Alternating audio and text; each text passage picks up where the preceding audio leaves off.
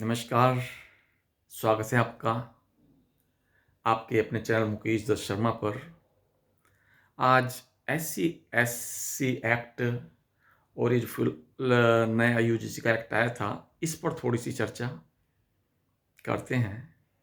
देखिए, जहाँ तक मैं सोचता हूँ ये जो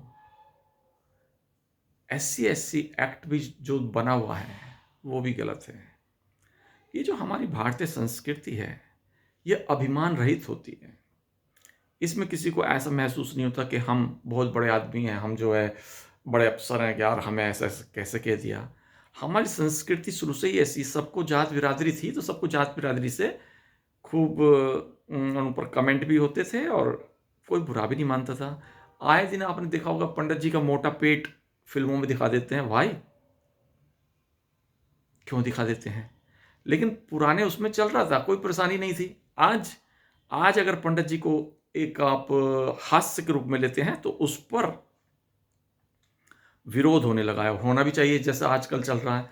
लेकिन पुरानी फ़िल्मों में ऐसा कोई विरोध होता ही नहीं था। "अरे! पंडित बहुत माल पेल रहे हैं आजकल।" ऐसा खूब होता था ना? "अरे ओ जाटके! अबे कंघे को जा रहा तू?" तो इस तरह के जाति सूचक, "अबे ओ लाला! बड़ा लूट रहा है तू आजकल।"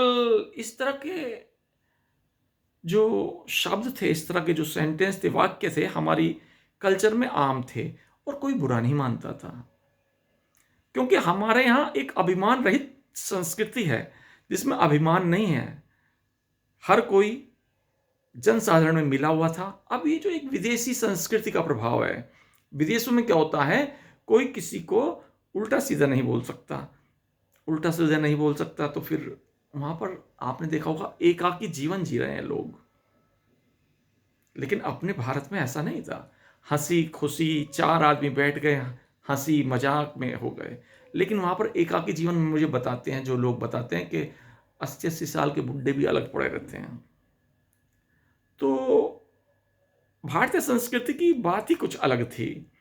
अब ये एस-सी-एस एक्ट क्यों बने हैं? ये विदेशों की नकल पे बने हैं कि वहाँ भी कोई किसी को सब अभिमानित हैं कि मैं तो बहुत बड़ा अफ़सर हूँ, मैं तो बहुत बड़ा, मैं तो पंडित हूँ, मैं तो मतलब बड़ा अफ़सर हूँ, मैं तो ये हूँ, मैं तो फलाना हूँ, मैं तो ढिमकाना हूँ। सच पूछो तो आदमी कुछ नहीं होता। ना कोई अफ़सर बड़ा होता, ना कोई एक झाड़ू लगाने वाला वो छोटा होता है। सब बराबर से होते हैं, सब में बराबर अपने-अपने क्षेत्र में एक डॉक्टर है, वो डॉक्टरी की जानता है, जो मास्टर है, वो मास्टरी की जानता है और जो स्वीपर है, वो अपने झाड़ू लगाने में सक्षम है, कोई उसका मुकाबला नहीं कर सकता। तो ये सब तो फालतू की बातें हैं, अभिमान किसी का नहीं, भारतीय संस्कृति में अभिमान के लिए कोई जगह नहीं है। और ये जो एक्ट बन रहे हैं, ये जो एक्ट बने हैं, ये सब मनुष्य को अभिमानित करना चाहते हैं, यानी कि भारतीय संस्कृति के विरुद्ध। क्या ऐसा होना चाहिए या अपनी वो ही प्राचीन संस्कृति अच्छी थी? प्लीज़ कमेंट बॉक्स में बताइए।